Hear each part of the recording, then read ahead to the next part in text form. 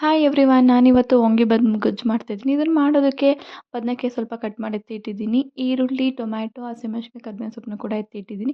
Next ಈಗ ಒಂದು ಕಡೆಗೆ 2-3 ಸ್ಪೂನ್ ಆಗೋಷ್ಟು ಆಯಿಲ್ ಹಾಕಿ ಕಡಲೆಬೇಳೆ, ಕಡಲೆಬೀಜ, ಹೆಸರುಬೇಳೆನೂ ಕೂಡ ಎಣ್ಣೆಲಿ ಹಾಕಿ ಫುಲ್ ನೀಟಾಗೆಲ್ಲ ಫ್ರೈ ಮಾಡ್ತಾಯಿದ್ದೀನಿ. ಇದಕ್ಕೆ ಎಣ್ಣೆ ಜಾಸ್ತಿ ಬೇಕಲ್ವಾ, ಅದಕ್ಕೆ ನಾನು ಕೊಕೊನಟ್ ಆಯಿಲ್ನೇ ಯೂಸ್ ಮಾಡ್ಕೊಂಡು ಮಾಡ್ತಾಯಿದ್ದೀನಿ. ಇದೆಲ್ಲ ಕಲರೆಲ್ಲ ಸ್ವಲ್ಪ ಚೇಂಜ್ ಆದಮೇಲೆ ಹಸಿಮೆಣಸಿನಕಾಯಿ ಮತ್ತು ಕರಿಬೇವಿನ ಸೊಪ್ಪನ್ನ ಹಾಕ್ತಾಯಿದ್ದೀನಿ. ನೆಕ್ಸ್ಟ್ ಇವಾಗ ಈರುಳ್ಳಿ ಹಾಕ್ತಾಯಿದ್ದೀನಿ. ಈರುಳ್ಳಿ ಬಂದು ಸಣ್ಣ ಈರುಳ್ಳಿ ಬರುತ್ತಲ್ಲ, ಅದನ್ನೇ ಹಾಕ್ಕೊತಾ ಇದ್ದೀನಿ. ಇದು ಹಾಕೋದ್ರಿಂದ ಟೇಸ್ಟ್ ಅಂತೂ ತುಂಬಾ ರುಚಿಯಾಗಿ ಬರುತ್ತೆ ಅಂತಲೇ ಹೇಳ್ಬೋದು. ನಾನು ಈರುಳ್ಳಿ ಹಾಕಿದ್ಮೇಲೆ ಸ್ವಲ್ಪ ಸಾಲ್ಟ್ ಹಾಕಿ ಫ್ರೈ ಮಾಡ್ತೀನಿ, ಯಾಕೆಂದರೆ ಈರುಳ್ಳಿ ಬೇಗ ಕಲರ್ ಚೇಂಜ್ ಆಗುತ್ತೆ ಅಂತ. ಈರುಳ್ಳಿ ಎಲ್ಲ ಫ್ರೈ ಮಾಡಿದ್ಮೇಲೆ ಒಂದು ಟೊಮೆಟೊ ಎಲ್ಲ ಕಟ್ ಮಾಡಿ ಎತ್ತಿಟ್ಟಿದ್ನಲ್ಲ, ಆ ಟೊಮೆಟೊನೂ ಕೂಡ ಹಾಕ್ತಾಯಿದ್ದೀನಿ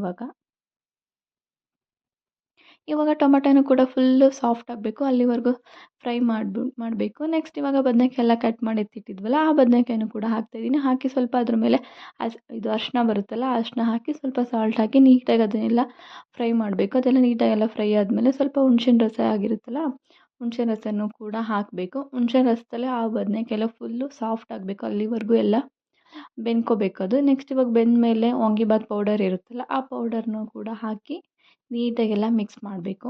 ಅದೆಲ್ಲ ಸ್ವಲ್ಪ ಸೈಡಲ್ಲೆಲ್ಲ ಆಯಿಲ್ ಬಿಟ್ಕೋಬೇಕು, ಅಲ್ಲಿವರೆಗೂ ಮಿಕ್ಸ್ ಮಾಡಿ ಲಾಸ್ಟಲ್ಲಿ ಕೊಬ್ಬರಿ ತುರಿ ಹಾಕಿದ್ರೆ ವಾಂಗಿಬಾತ್ ಗೊಜ್ಜು ರೆಡಿ ಆಗುತ್ತೆ ಅಂತಲೇ ಹೇಳ್ಬೋದು. Thank you.